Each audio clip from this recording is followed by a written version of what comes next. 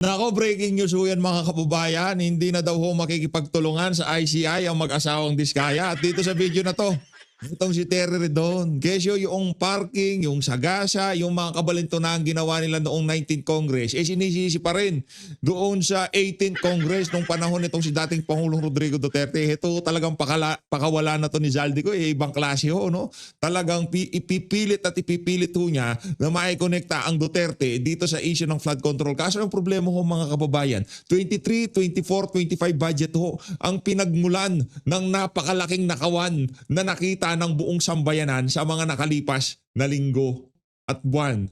Pero bago yan mga kababayan, kung bago lang ho kayo sa PH Updates, ang like at ang subscribe, masaya na ho tayo dyan. Sa mga gusto sumali sa ating community, yung join button, nandyan lang ho sa baba. Rekta ho tayo dito kay Terry Redon. Mahaba-haba ho ito mga kababayan. What we wanted to say yesterday. These are also being undertaken by senators themselves. No, so I think we unite on the purpose that we have to be transparent as to the entire list of proposals by legislators. Pero we will debate as to the reason as to why he wanted it. No? Yan. Kasi nga ho, it is not just party list congressmen that make proposals in several districts, but more importantly, even senators make these proposals in several districts. And Yan. I think he made mention also of yung po mga parking schemes. No? To be Yan, very parking clear, schemes. yung pong sinasabi in the Blue Ribbon Committee hearings na parking sa gasa, it was not a creation of the last Congress. In fact, yung pong mga parking tsaka sa gasa, I think nababasa na ho natin yan as far back as 2018 in the previous administration. No, in fact, former House leaders denied such parking fees or parking schemes in the last Congress. No? So, I think it would be a bit disingenuous for congressmen today to say na ito po ay it is just a new innovation of the previous leadership in the 19th Congress. Hindi naman sinasabi na ano yan, new innovation. Wala rin naman nagtatanggi na ngayon lang yung ano na yan, yung scheme na yan, yung parking sa gasa o kung ano pa mang inimbento yung pangalan ng mga congressman dyan sa House of Representatives. Wala kaming pakialam. Pero talagang kinasangkapan yung mga ganyang klaseng estilo nyo dyan sa House of Representatives sa 23, 24, 25 budget. Dyan naging laganap ang korupsyon sa ating bansa. Siguro hindi naman natin sinasabi na ngayon lang na imbento yan. Siguro panahon pa ni Gloria meron ng ganyan. Parking, sagasa, o yung allocable o kung ano man yung mga terminong ginagamit nila dyan para makapagnakaw sa kaban na sambayanan. Pero ito sigurado ko, Terry Redon, at hindi mo mapapasinungalingan to. Ha? Dito, noong 19th Congress, lumaganap at iyaan ang pinanggalingan ng karamihan sa kalokohan dyan sa House of Representatives. Yung mga sagasa, parking, allocable, kung ano man yung mga ginagamit yung termino dyan sa House of Representatives. Ito talaga si Terry Redon. Isisi lahat sa mga Duterte. Diba? Ganyan lang ho yung mama na yan. So, yun po muna siguro we open ourselves to. Pero sigurado ako ngayon, Brad, na ikaw talagang malaya nang nakakapag-travel. Ngayon ika nga wala ng Duterte na babati ko sa iyo pagka nagpunta ka sa sandamukal na bansa.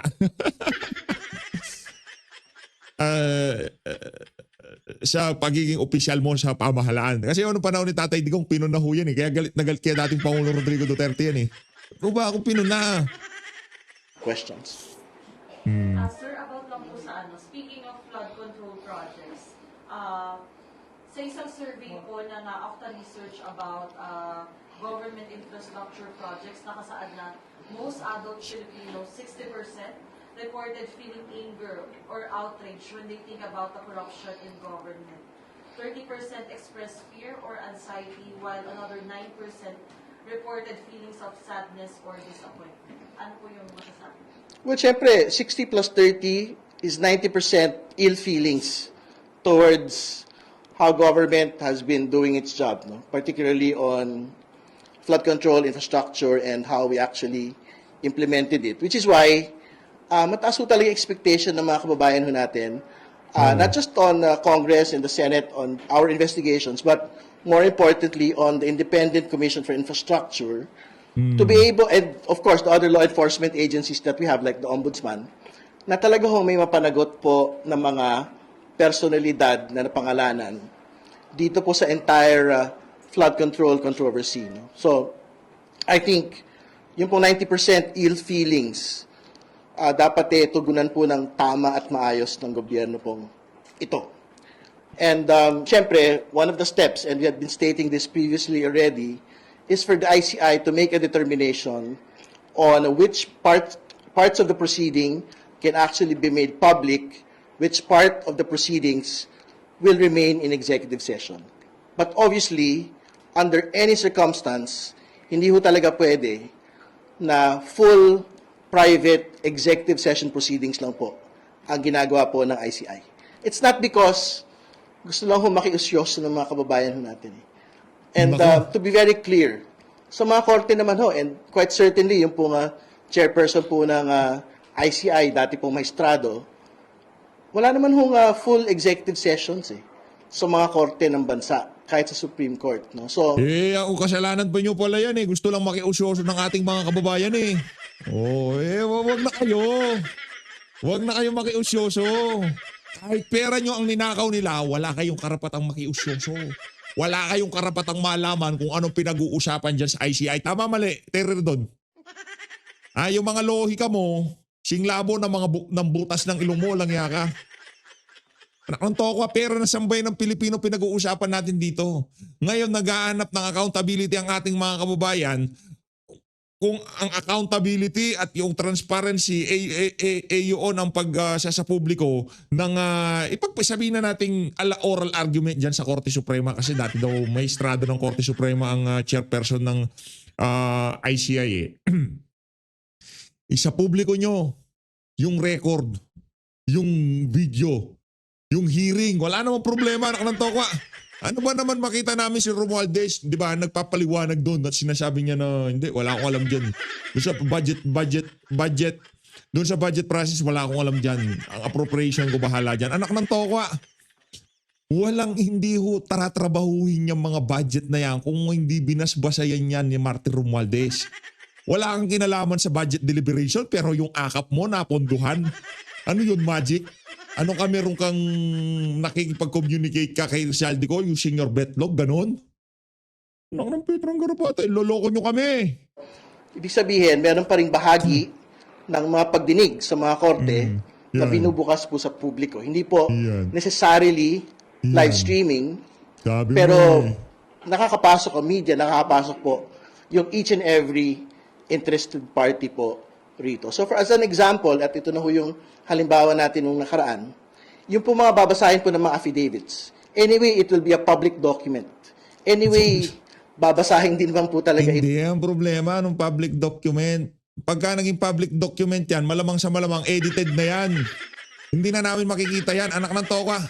Eto mga kababayan, kung hindi magpapapress con tong damuho na to, hindi ho natin malalaman kung anong nangyayari dyan sa ICI na yan. Walang yaka ha. Ano ka, ang tawag dito, spokesperson ka. Pinakawalang kwentang spokesperson na kilala ko. Spokesperson ng ICI. Damuho na to. Oh, tuloy natin. Ito, sa ICI, dapat publicly basahin po ito ng lahat ng mga resource persons na ma-invite. And including yung po mga initial inquiries ng mga commissioners relating to the affidavit which is a public document. So, yun. Pwede ho tayo magsimula doon at pamungkahi po ito sa ICI moving forward. Yan. Sir, as a lawyer, Gusto ko moving forward. Sa mga binabanggit mo ating mga kababayan, parang bakit hanggang ngayon wala pa rin na-file ng case or parang medyo nababagalan sa process ng ICI. As a lawyer po ba, sa tingin nyo, by this time kailangan may mga na-recommend na ba or na parang may talagang concrete action na po ba yung ICI? Or okay lang naman na talagang iniisa-isa muna nilang ipatawag? Kayo po ba nababagalan or sakto lang din yung process na? Sakto lang. Yeah, again, kailangan ho natin maglinaw. Sakto lang. I think the marching order of the President is for the ICI and all law enforcement agencies to be able to file airtight cases. No? So, ibig sabihin, it is not a question of time, it is not a question of speed. It is a question of whether or not the evidence actually exists already to make an actual conviction against all personalities. And to be very clear, yung pong DOJ, I think, nag-submit ho ng mga papeles sa ombudsman. Lahat po ng mga kaso na pwede hong isampa, I think, sa mga personalities involved in Bulacan. At the very least, yung pong mga contractors at DPWH officials po na sangkot. I think kaya na ho nilang ikasa yun in the soonest time. No? Ang sabi nga ho ni Ombudsman Remulla, this is an open and shut case. Ibig sabihin, the basic question on Ghost Project, and ito naman yung binabanggit na ho natin, even during the House Infrastructure Committee hearings, on the question of Ghost Projects, simple lang ho yung tanong may naitayo bang pasilidad, infrastruktura o wala? Pangalawa, may nailabas bang pera? Pangatlo, kanino napunta yung pera? So, sobrang basic lang po ng methodology to make the case for Ghost Projects. And I think yung po nga pagpapasa po sa DOJ yan na po yung ng DOJ sa Ombudsman, yan na po yung unang hakbang sa actual po na case filing na gagawin po ng Ombudsman laban po sa mga sangkot pong kontratista at DPWH officials. Yun yung una. Pangalawa, syempre yung mga senador at mga kongresista po ng mga napangalanan, kailangan ho na mas malaliman pa hong pagsisiyasat yung pong ICI at Ombudsman at DOJ sa bagay po na ito. No? So, yan po yung kailangan po nating antayin. Kasi kailangan ho talaga ng direktang pagtuturo sa lahat po ng mga sangkot. Although, alam ba, may mga, I think in one of the, I forget if it's affidavit, na talagang halimbawa, meron ho talagang pinagdalhan no, ng pera doon sa isang resort, no, isang involved po ng senador. So, yun ang kailangan hong palalimin pa ng ICI at ng Ombudsman. Kung meron bang batayan yung pong binabanggit, I think, ni Undersecretary Bernardo. Sir, last na lang po from me. Sorry, hindi ni Undersecretary Bernardo, ni Henry Alcantara. Yan.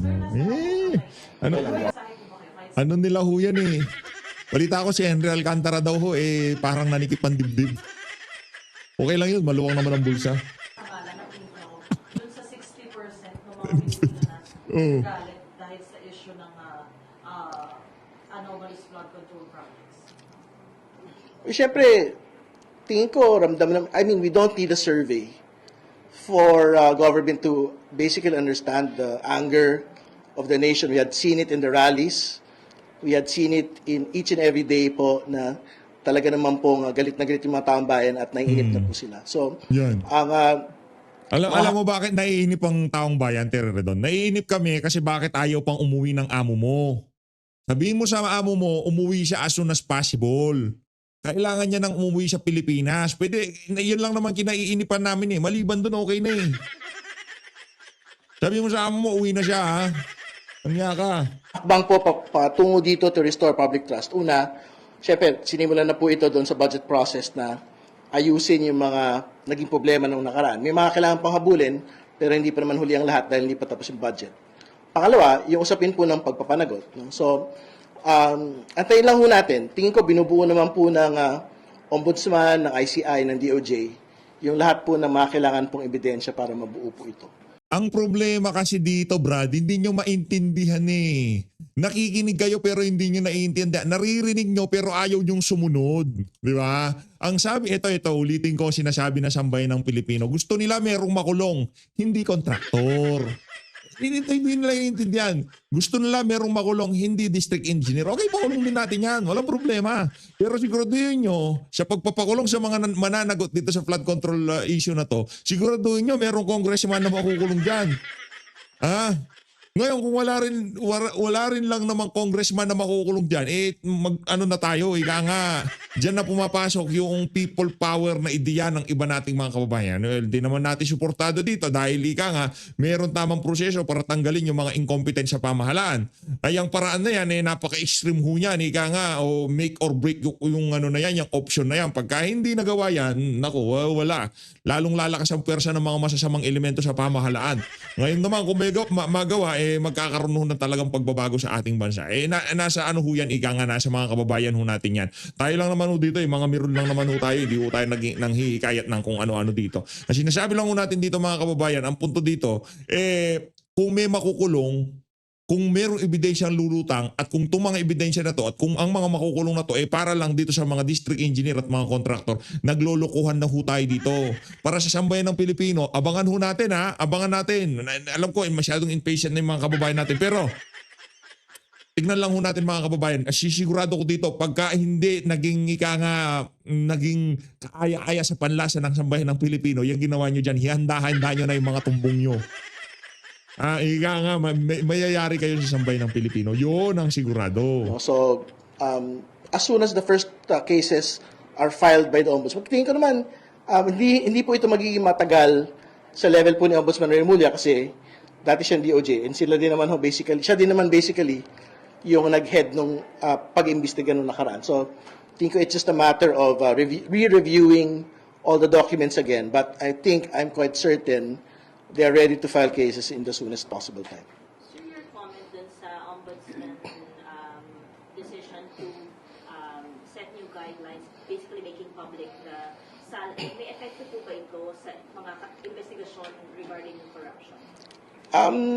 Well, syempre, this is, hindi ito unprecedented dahil ginawa po noon, no? Bago ho naging ombudsman siya, Ombudsman Martires. Pero ito po ay pagtatama nung pong pagkakamali ni Ombudsman Martires na hindi po maglahad ng mga SALN po ng mga public officials on such a flimsy basis. No?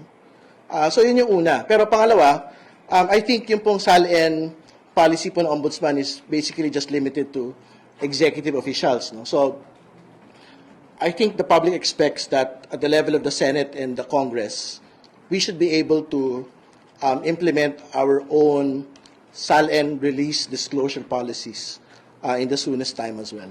Siyempre, respecting po yung mga data privacy guidelines no, na kailangan po in such a release.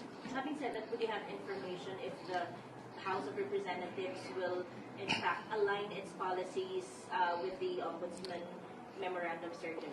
Well, I don't have the information as yet, no, pero I think one of the first press conference says of the speaker, precisely ito po yung binanggit niya, that he is willing to, firstly, to release his SALN, and he is willing to actually implement a new SALN policy covering House members. So, antayin po natin yun. Hopefully within this Congress break, pero if not, during po, pagbalik ko ng plenary in November. Pero makakatulong po ba ito sa mga investigasyon on corruption or not very much? Makakatulong po ito kasi magkakaroon ka ng baseline determination ng actual wealth ng, hindi lang po ng mga kongresista at senador, kundi lahat po ng mga official po ng gobyerno. So, ibig sabihin, para sa mga SALN na pogi mo dito, Brad.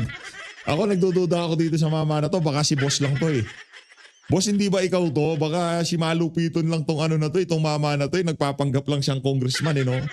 Baka sa susunod na interview nito, bigla siyang sumigaw ng boss, biglang gumano to yan, diskumpiyado na talaga ako dito kay Terry doon. Feeling ko yan si boss yan, di ba? Kamukha mo. Makikita natin kasi doon kung gaano ba kalaki, gaano kaliit yung pong kanilang net worth, no? Yung basically yung kayamanan po nila, gaano kalaki utang nila, gaano laki ho yung pag-aari nila, which is basically the assets of the public officials, no? So, pagka ho kasi ganon, we don't need the other aspects of yung po mga corruption at investigation. So, for example, pagka ho nakalagay sa SALN, parang ang dami niyang pera, pero for example, ito lang po yung kanyang salary grade, ito lang po yung kanyang kinikita, that is basically a prima facie finding of unexplained wealth. Diba? So, doon pa lang, even without talking of payoffs, even without talking about any other evidence, parang magkakaroon na ng problema yung particular public official po na yun. So, I think that's a good first step towards broadening and having greater accountability with public officers. Sir, yung follow-up lang.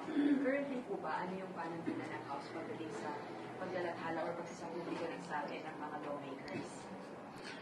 I think nakaasa siya, not just for this leadership, no, but for the previous leaderships, even in the previous government, parang nakaasa siya doon sa disclosure po ng ombudsman ng mga SALNs. No? So, I don't want to jump the gun on the current House leadership, pero on how they will actually do it.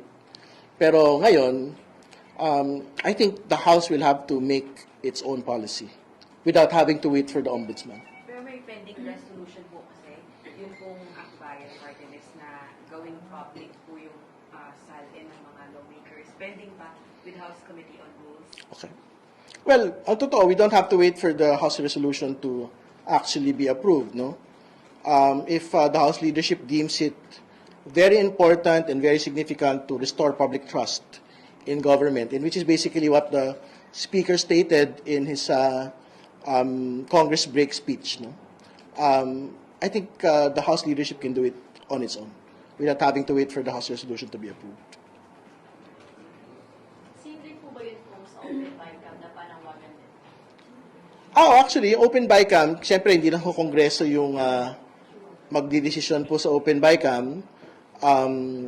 Yung Senado kailangan din hong mag-commit. Pero I think yung BARC proceedings, yung budget subcommittee po, I think would be a good example on how the smaller committees should be able to do it. No? So, yung pong BICAM, siyempre mas malapad po na committee po ito dahil kasama na ho yung Senado. Pero may mga pwede hong paghalawan na mga aral kung paano po ginawang transparent and more accountable yung pong budget subcommittee na itinatag po ngayon. Kasi basically nga, talagang tinanggal na yung small committee. So, I guess ang expectation po ng publiko, even at the level of the BICAM, dapat open, public, transparent na po yung lahat ng mga amendments, insertions, initiatives na gagawin po at that level. Confident naman po kung nakapasok siya since malapit na din po magsimula yung bycam. Yeah, yung open BICAM naman kasi syempre, it will have to include both the leadership of the Senate and the leadership of the House, no? On how they will undertake it. Pero syempre, we're confident with the leadership of syempre, Senate President Tito Soto and Senate Finance Committee Chair Sherwin Gatchalian na ito po ay kanila pong susuportan. Kasi nga, even at the level of the UA, parang gusto nga nila entirely obliterated po ito. No? So, or talagang kapareho po nung House version na natitira lang po yung foreign assisted projects.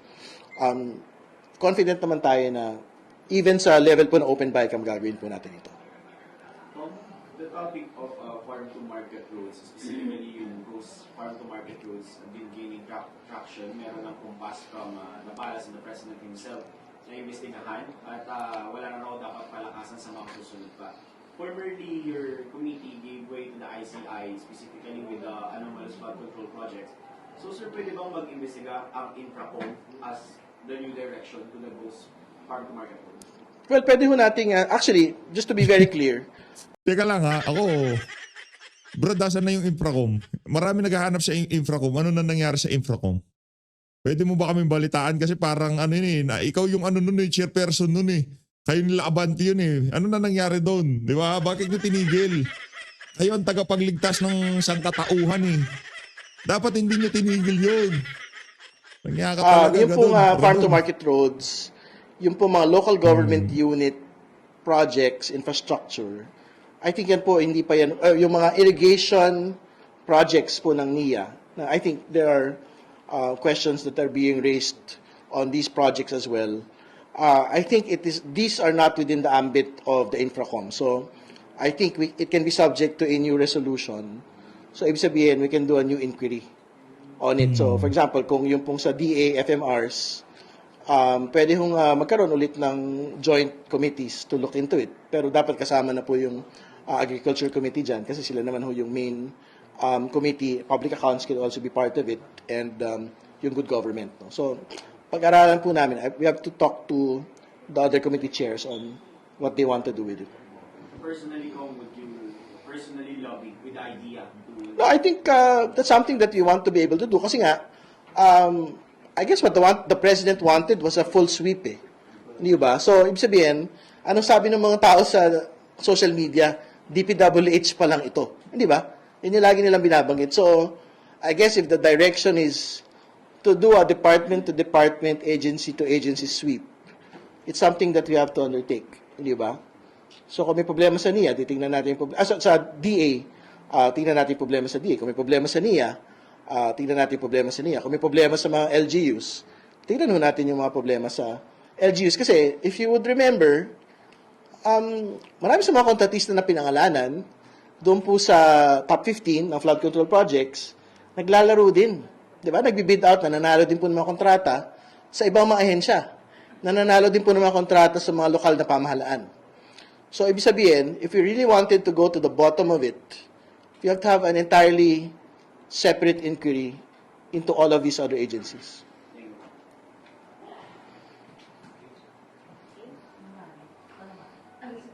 Sir, may rally na naman sa Friday. Malawakang rally naman about against corruption, anti-corruption na naman. Ano pong masasabi nyo rito sa mga panibagong rally na naman na kinakasama? Siyempre, alam po ninyo, malaya po yung mga kababayan po natin na magkaroon po ng kanilang mga kilos protesta at pagpapahayag ng kanila pong mga paninindigan. So, ginagalang po natin yon at siyempre, magtutuloy naman po talaga yung lahat ng kailangan gawin ng gobyerno para po magpanagot, no, at maglatag po ng reforma. So, whether it is on Friday and whether it is on the 30th of November, which I think is the bigger protest action, Nako, kailangan po natin galangin yon. And sa November kung sakaling magkaroon man ng malawakang pagkilos, kung makakapunta ho tayo dyan, magsama-sama ho tayo dyan sa malawakang pagkilos na yan, di it ba? actually keeps government honest, di ba? And keeps government committed to actual accountability. Kasi nga, syempre, pagka binitawan po natin ito, baka magtuloy-tuloy lang yung mga dating gawi. No? So, at the core of any reform initiative will always be the vigilance of civil society and the people, and it's something that we have to be able to support. No? Sir, kayo po ba personally, sorry kung hindi pa natanong, yung willingness niyo po na i-publicize din yung result sa atin? I think wala nang problema yun. Pero I think, obviously, marami mo nag-volunteer ng kanila pong disclosures, no?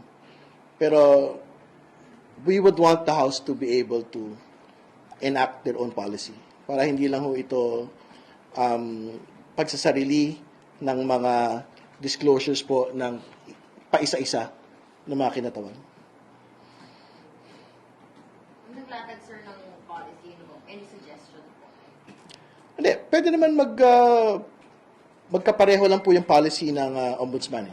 Basically, just respecting the data privacy limits. Doon po sa disclosure, dapat free for all na po ito. Yung entire information. Pero, clearly, dapat po yung numero mailagay. Hindi ba? Yung numero ng mga assets, liabilities, tsaka net worth. No? Kasi I think yun yung pinaka-importante. Para magkaroon ka talaga. Partida, abogado pa yan eh. Kung isa sa publiko yung salin sa tingin nyo ho ba, di ba? Understood na yun. Ang pinaka-importante doon, kaya nga salin, mga numero yun eh. Lang nga talaga tong si Diridon. Dinadaan mo kami sa English, brad eh. Pero ginugood time mo lang kami eh. Lang nga ka talaga, oo. Talaga ng year Sarap. to year Sarap mong ibalik sa ina mo. comparison kung lumaki ba, lumiit ba, o hindi. Ito pong mga kaperahan at kayamanan po ng mga pampublikong opisyal. Parang gano'n naman yung direction ba ng House? I think very clear naman yung commitment po ni Speaker Boji D. Bakit wala nang mga young guns? Asa yung mga tropa mo, Brad? Ba't mag-isa ka na lang nagsasalita? Asa si Benny Abante? Naknantokwa, bakit wala silang partisipasyon sa pagtatanggol sa House of Representatives? Yan ang nila eh. Yan yung 40 nila eh, yung magpakaaso. Bakit? Ano na ba nangyari? Pambihira talaga. Oo, palabasin mo yung mga amo mo. Hindi ikaw lang yung sinusubo nila. Sabihin mo kay Saldico, alam mo Brad, para wala ka ng trabaho. Sabihin mo kay Saldico, umuwi na siya ng Pilipinas. Ganun lang naman. Sabihin mo, umuwi na siya ng Pilipinas, marami nang nakakamiss sa kanya. Sabihin mo, huwag siya masyadong mabahala. Kung sakaling umuwi siya, maraming sasalubong sa kanya. Maraming magsusundo sa kanya sa diyan sa airport. Sabi mo umuwi na siya. Ah? Oh, sa bihira bagay ka. po na ito. So, kung yun na po yung linatag ng ombudsman, no, they will release subject to data privacy rights. I think dapat ganun ho yung maging patakaran din po ng House. Ganun din po yung maging patakaran po ng Senado. Pero sir, yung urgency na dapat i-publicize agad. Kasi dahil sa nangyayari ngayon, na hindi naman humuhupa yung galit ng publiko sa corruption. So yung urgency na malaman ng publiko, yung salin ng mga lawmakers, Wala tayong debate na it is urgent, no? So, it's just a matter of time. So, hopefully, the House leadership will make a decision soon. Pero, I think it's not a question of if, it's just a question of when. And on the question of when, we hope it is in the soonest time. Diba? Kasi, nagsabi naman na po yung ombudsman yesterday, sa kanila pong plano, dapat wala na impediment for the House and the Senate, and I think also the judiciary, to make their own disclosures. Prospective ba to, sir? Or even yung mga SAL-ins during the period na si Martires ang ombudsman, pwede pa rin ilabas? I think dapat all-encompassing siya. So, hindi yan pwedeng parang for this year lang. Kasi, I think the records naman po are in the House records, in the Senate records, in the judiciary records, no? And talaga naman hong dapat nagpapasa ng SAL-in each and every year. No? So, tingin ko dapat even in the years na pinagbawal po yung paglalabas, dapat meron pa rin pong makuha ng mga dokumento yung publiko.